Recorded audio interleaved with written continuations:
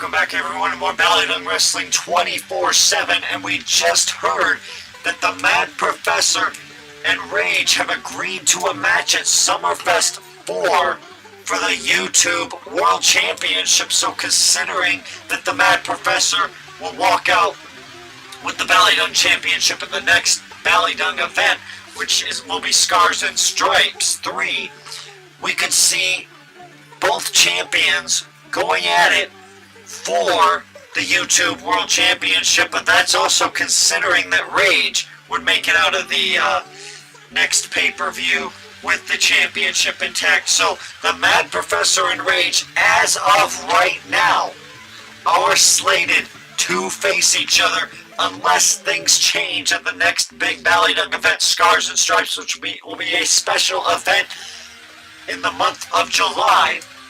But right now we've still got a lot of BallyDung action off the heels of Royal Madness 3, and it was surprising how Royal Madness 3 ended out. I mean, we had Rage and GL in the semifinals, Britt and the One, and I gotta give the One a lot of credit. He gave it his all against the Mad Professor, but in the end, the Mad Professor was able to pull off the victory, and the Mad Professor's been on quite a roll as of late. And I guess going into Royal Madness 3, the odds might have been against him, but the Mad Professor still found a way to pull off the victory, and that final match with GL was just one of the most dramatic matches, I think, in the Mad Professor's career in BallyDung Wrestling. I mean, there were times that you thought that GL was going to take the throne, but in the end, the Mad Professor was able to pull off the victory, and this matchup will be quite interesting here, seeing Randy Orton and a partner of his choosing against the Brothers of BallyDung in this ladder match. And the Brothers of BallyDung apparently are without Lita right now, because I guess Lita was not too pleased with them when they lost the tag team championships. And here comes Yoshi Tatsu. I guess Yoshi and Randy Orton are going to team up for this ladder match. And this is kind of an odd pairing here, Randy Orton and Yoshi Tatsu. I mean, we haven't seen Yoshi Tatsu in quite a while. He came from the revamped ECW, and there he is supporting his country. And Scars and Stripes 3 will be quite an interesting event for BallyDung Wrestling. I mean, it'll be on the 4th of July, and there's that special All-American Wrestling beforehand, which is a pre-show. But there's so many things that could happen. I mean, we'll have to see if the Mad Professor and if Rage, considering who they face, if they walk out with their titles intact, or if something changes. I mean, Summerfest 4's fate hangs on the next BallyDung event. I mean, the next BallyDung pay-per-view, Scars and Stripes, and the special All-American Wrestling, basically the fate of Summerfest hangs on that card. Because any number of things can happen, as there is, I believe, that is Podge just hanging out there on that ladder, as Raj is doing a lot of the work, and Yoshi Tatsu trying to set up a ladder in the center of the ring.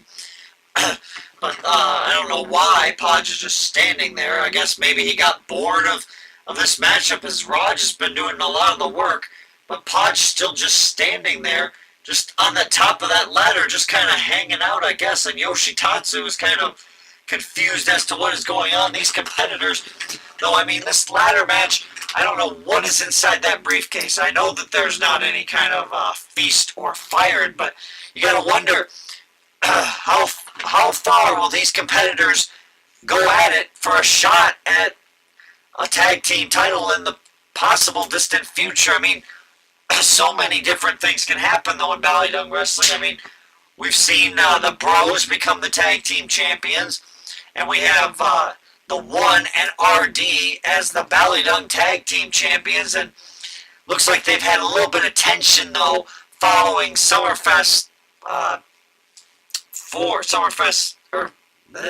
not Summerfest. Sorry, folks, I'm getting so confused. Following Royal Madness 3, So many things are going on, though, in BallyDung Wrestling. It's hard to keep track of everything that goes on in the ring from day to day, week to week, but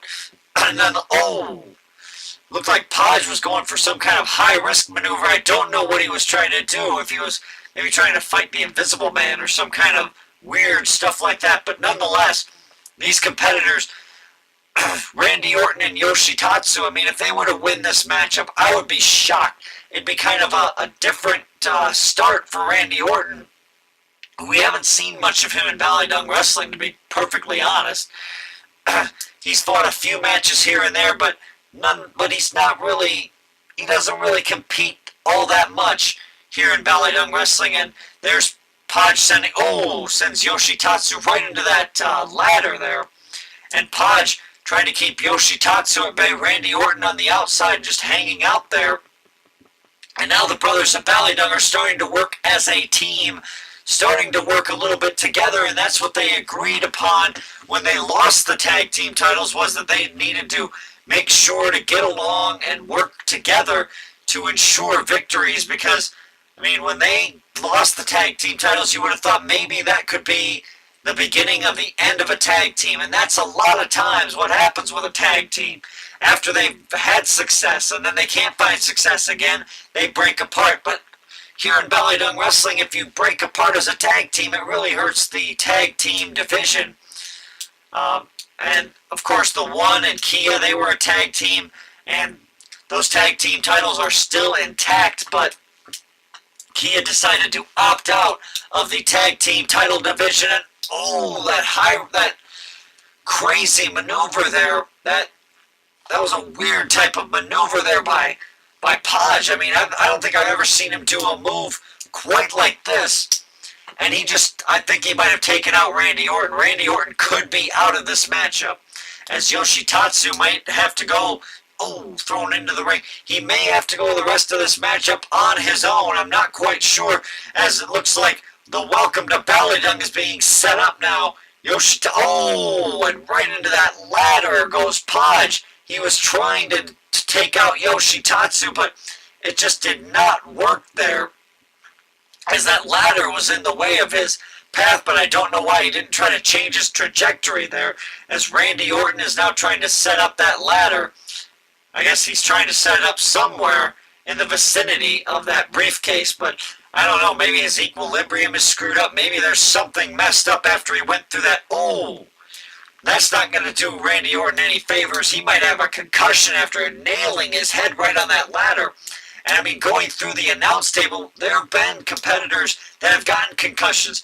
And in BallyDung Wrestling, I guess if you get a concussion, you're out of action. But so many different things happening here on 24/7. But this is a little bit of a shorter 24/7 as we are getting ready for All-American Wrestling and Scars and Stripes 3. I mean, so many different things. Scars and Stripes 3, then there's Summerfest 4 coming up. So many things happening in BallyDung Wrestling, and with Claire being a double champion now, you gotta wonder what she has to say on the heels of her and Destiny becoming the Jewel Tag Team Champions, and Claire still the Jewel Champion. So Claire has basically made history in BallyDung Wrestling. She has made history, not only winning the Jewel title, I believe a record number of times, but also now holding the BallyDung Jewel Tag Team Championships as well. And I believe this is her third, or possible, I think it's her third time being Jewel Tag Team Champions. She's held the title with Kato. She held the Jewel Tag Team titles, I believe, with Tamra.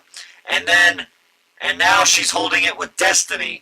And of course, Claire has held the Jewel title a record number of times. She won the Jewel Championship from Tamra. Then she, I believe, lost it to Dominatrix, ended up getting it back. Then Destiny beat her, and then she beat Destiny, and I believe the rest is history. She lost to Alexis Raven, defeated Alexis Raven. So Claire is a 4-time Jewel Champion and a 3-time Jewel Tag Team Champion as far as what I see in the record books. And Claire has obviously been working very, very hard in BallyDung Wrestling to keep up her reputation and to keep going strong throughout every match that she competes in and night out. And this ladder match is just getting crazy by the minute. I mean, Yoshitatsu trying to do things. Here it looks like he doesn't like the ladder being put up for some reason. Maybe that's something that he doesn't like. But, yeah, I mean, with so much going on. Yoshitatsu, of course, I'd wonder if he's going to even be at Scars and Stripes, because I don't believe that I don't think some of the competitors at Scars and Stripes 3 may not celebrate the 4th of July, but I guess some of them will compete just for the sake of being on a major card. And Yoshitatsu there with looked like a suplex type maneuver, and he's trying to win this matchup for his team. I don't know how much more Randy Orton can give to this team, as Raj is basically trying to keep Randy Orton at bay, and Podge is trying to fight with Yoshitatsu on the inside. But Yoshitatsu being added into this matchup as Randy Orton's tag team partners, quite an odd pairing. It's basically two competitors that I don't believe have ever teamed up in the ring, teaming up for the first time. And if they were to win this matchup, I think that would be a huge feather in their cap, because they could possibly even challenge for tag team gold. And I believe Randy Orton is busted open and he is bleeding profusely. They may have to get the doctors to stitch up that cut there on Randy Orton's forehead, because I mean, he's just bleeding all over the place. And I don't know how good that is for the ring mat. I mean, cleaning that's going to be a mess, as Randy Orton knocks Raj right out of the ring, and now Podge is stuck in the center in the ring alone. Oh, and Yoshitatsu attacking his own tag team partner. That was not a very good strategy if that's what he was going for. As now, oh wait, I thought Raj was going to go up the ladder, and I believe that Podge has been telling him to go up the ladder to try to finish this thing. As Yoshitatsu sending Podge to the, oh, he drop kicks him out of the ring, and now, oh, Raj just got the briefcase. He just unclasped it. Yoshitatsu was going to go for the stop. Randy Orton wasn't even paying any attention, as we see the Brothers of BallyDung pull off a victory, and they might be well on their road to coming back to the top of the tag team division. Congratulations to the Brothers of BallyDung on a huge victory over a makeshift tag team here. But nonetheless, the Brothers of BallyDung with the victory, and this might make Lita very happy.